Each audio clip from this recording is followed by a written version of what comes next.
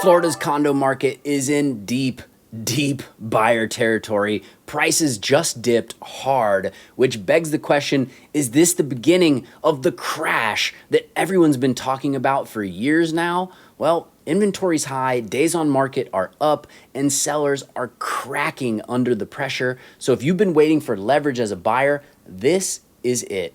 What's going on, y'all? Jake Fletcher here with the Fletcher Group at eXp Realty, your Miami and greater Southeast Florida real estate agent. And today we're going to be covering Florida, all of Florida. And in fact, we're covering condos and townhomes in the state of Florida, to be specific, statewide for June 2025. We finally have the official numbers from the Florida Realtors Association. So, we're going to be using those numbers to analyze the data, and honestly, they're painting a very different picture than what we saw with single-family homes. If you're interested in that video, you can check it out. That was the last video that I released. So, that's for single-family home people. This is for condo people, okay? So stick around. We've got data-backed insights and every single chart that you need to see if you want to make an informed decision for yourself and for your family. And if you want to strategize around these trends, then hit the link in the description and book a call with me. That's my direct contact info down there, and I can't wait to hear from you guys. So let's jump into the first graph. So closed sales is up first. They dropped down to 7,809 closed sales for June 2025. That's down from 8,345. So about a 500 sale decrease from one month to the next. And they're down 6.4% from last June over here. Okay, so that's a pretty big drop year over year. And last summer was already a slow summer. So that's a big hit. And it's not just about interest rates. Condos are dealing with skyrocketing maintenance fees, thanks in part to Senate Bill 4D, a Florida law that was passed after the Surfside collapse that requires stricter inspections and reserve studies. So, more safety, yes, but also more costs. So combine that with rising insurance premiums, and buyers are just backing off. They're like, what's going on in this condo market? We need to watch one of Jake's videos to figure it out. So the next graph here is inventory. Active inventory actually dipped a little bit from month to month, down to 73,200 or so. So about 73,200, but that's still a huge 24.3% jump from June of last year. Now, a big reason for this dip in active inventories is actually because of fewer listings, which brings us to our next graph here, which is new listings. New listings dropped from 13,300 in May down to 11,800 in June. So that's a pretty big drop. You can see right here, if that was a ski slope, you wouldn't want to go down it. It's steep, right? And it's actually also a 7.5% decline year over year compared to this June right here. Okay, so 7.5% down year over year, and month over month, about 1,500 less new listings. So we expect a January spike. Usually, as you can see in the graph, we usually have a December to January spike in new listings. And that's normal because, post holidays, people are like, we want to wait till after the holidays to list the house. But this year has just been a downhill month after month after that initial spike. So, that drop in new inventory is keeping active listings from ballooning even more. However, we do still see more more inventory, more active listings year over year as well. So, the trend of more and more inventory is continuing. However, it could be way worse if the if the new listings was following trends from previous years. But, compared to like last year, it was sort of like a gentle, we call that like a bunny slope. This is like the quadruple black diamond right here. I don't snow ski. I'm assuming that those are correct terms. So water ski, yes, but we don't have snow here in Florida, as you guys probably know. Now, months of inventory, we clocked them in, at 10 months of inventory. It's actually slightly down from 10.3 in May, but up 42.9% from 7 months of inventory last year. So if you look at June of last year over here, you had 7 months of inventory. Now we're at 10. That's a difference of 3 months for anyone who didn't have their calculator out for that. But that's deep buyer territory, folks. I mean, for context, 6 months of inventory is considered a balanced market. Less than that is considered a seller's market because things are moving fast. Sellers have the upper hand. More than 6 months, i.e. 7 months or greater, is considered buyer market territory because things are slow. Buyers have the upper hand. Now, condos are just way past that at 10 months of inventory. Compared to single-family homes, the single-family home months of inventory in that last video that I did was at 5.6 months of inventory. So it's a totally different world. It's a totally different universe, solar system, maybe not universe, but solar system than single-family homes at 5.6. I mean, it's almost double, right? So, and single-family homes still hanging into a very slight seller's market, almost a balanced market, whereas, the condos are just like, you almost can't get rid of them, right?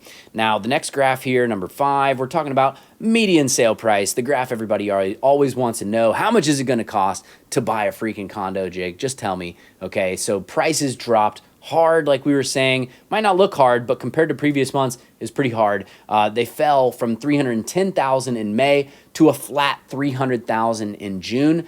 And we also have a 7.7% year-over-year decline. So compared to June of last year, when median sale prices were at $324,900, that's a $24,900, basically called a $25,000 decline from last year. So, this is like the first real break in pricing after months of hovering between 310 and 315,000. So we've been in that range for honestly almost a year, hovering in that 310 to 315, back and forth, and then it went 315 in April, 310 in May, and then June just dropped to 300 right there. Is this the beginning of the crash? Well, that remains to be seen. But remember, in April of 2024 over here, this was the peak of the condo market. This was like Mount Everest in terms of median sale prices. In April of 2024, the median sale price was $335,000. So we've come down $35,000 in about a year and a few months. So, and it's been sort of downhill ever since. We had that hovering, but this could be the beginning of another maybe bunny slope. I don't think it's going to be a quadruple black diamond down in median sale price. But, if you don't need to buy right now, maybe give it some time, And when have you ever heard a real estate agent say that, right? That's why I think that I'm very fair on this channel. So if you appreciate that, smash the subscribe button and obliterate the like button, because when has a real estate agent ever told you to maybe pump the brakes a little bit? But now here's the flip side, and where people will be like, oh yeah, of course you'd say that. But if you do need to buy, this market is primed for negotiation. I mean, every single deal that I've been doing on condos lately in Southeast Florida, we've been chopping off the top of the price and getting down 5, 10, 12% off of the price. So, if you do need to buy, now's not necessarily a bad time to buy if you're going to be holding on to that unit for a while. If you're looking to flip the unit in a year, maybe consider renting, because you might not have a higher median sale price next year. It might be the same, might be slightly less, could be slightly more. If I had to guess, I would say that probably a year from now, we're going to be looking at prices having been about stable. There might be a little bit more room. We might see median sale price go down as much as another 10 to 15 grand. Maybe we'll go to 285 median sale price. I don't really see it going much more than that, because you're talking about, that's about a 5% decline.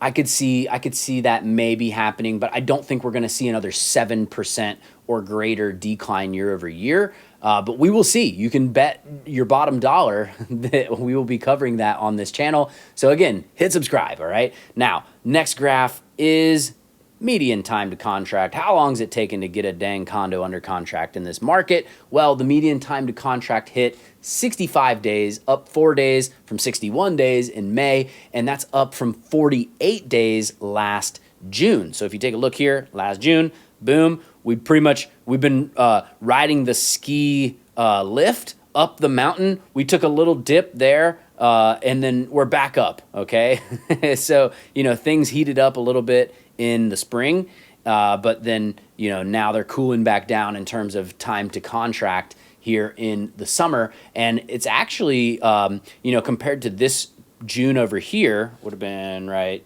there. I think it's there. Yeah, I think it's there. This dot right here. It's a 35.4% increase year over year. Okay, so more than a third slower than it was last year. Back in early 2022, you might ask, good sir, it was 10 days. Right here, we had 2 months where it was 10 days to contract. That was April and May of 2022. I mean, 10 days to contract. The freaking condos were just flying off the shelf. So yeah, buyers are taking their time right now, especially compared to a few years back. All right. Which is nice, if you're a buyer. So if you're a seller, it's not as nice. But graph number 7, we're looking at percent of original list price, median percent of original list price, meaning, how much are sellers having to come down from their original asking price. Sellers received 92.3% of their original list price in June, which is down from 92.6%. That's a 0.3% reduction from 1 month to the next, from May to June, and 94.3% last June. Okay, so you look at this June here, that was 94.3. Now it's 92.3. That's a reduction of 2%, meaning sellers are getting 2% less compared to their list price now than they were last year. And really, it's a 2-year trend of seller leverage eroding. Okay, so they were getting 96.5% back in summer of 2023. If you look at over here, 96.5%. And since then, it's just been 2 years of riding. It's a bunny slope. It's not a quadruple black diamond, but it's a bunny slope down. It's been a nonstop, nice, gentle little, you could snowboard, you could ski, you could probably do one of those tubes down that. And then you hit this dip here and you're going to rock it off. And then maybe that's why it seems like steam has been picking up in the last 5-6 months or so here. Median percent of original list price has just been going downhill. That's a little bit more like maybe single black diamond down here. So things are speeding up in terms of how much leverage sellers are losing in negotiations. Okay. Last graph we're going to look at is percentage of cash sales as a percentage of closed sales. Okay. Cash sales made up 50.2% of all closings. That's slightly up from 49.8% in May, but it's down from 50.6% year over year. So unlike single family homes where cash deals are about 25% of the market, half of the condo market is cash, okay? And that's because condos are cheaper, they're easier to cash flow for investors, and that tends to attract those investors because they're like, hey, it's easier to cash flow a condo because it's cheaper acquisition price, so let me buy a condo versus, single family homes used to be really good for Airbnbs, especially if they had a pool, but acquisition prices have just gotten out of control. So here's the deal. Inventory is way up, prices are falling, and they might fall even more, and sellers are getting squeezed, as we saw in the median percent to original list price. So we're seeing a clear power shift in the Florida condo market towards buyers, okay?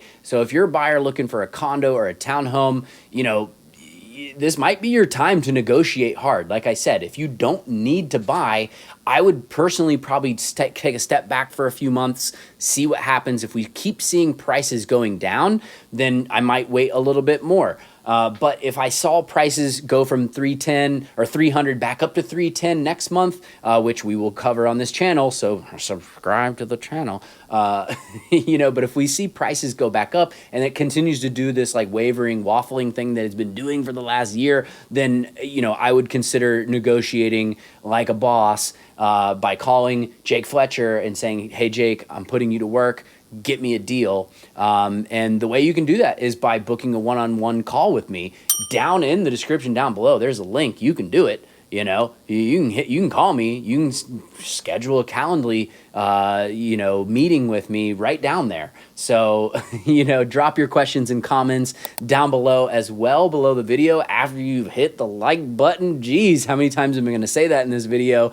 But the moral of the story, people, is I've got you covered. You know, even if you're not in the Southeast Florida area, I know the best agents across the entire state of Florida, so reach out to me and I will link you up with one of them in your specific area, and I'll still do the strategy session with you. And what better, you know, what better advice can you get from a real estate expert who's not in your market, who doesn't have a dog in the fight, right? Even if you don't trust that I'm going to be giving you, you know, unbiased information and advice, which I always give unbiased information. I always approach things from what would I do, you know, if I was looking into this market, what would I personally do? How would I approach it? And that's the advice that I give people. You know, if I'm not in your market, then, you know, I definitely will be giving you unbiased advice, because I want you to you know, recommend me to your friends that live in Miami or in Broward County, or at the very least, I want you to subscribe to the channel. People, come on. Jake Fletcher here with the Fletcher Group at eXp Realty. It's been fun. I appreciate you watching this far, and I'll see you on the next one. Peace.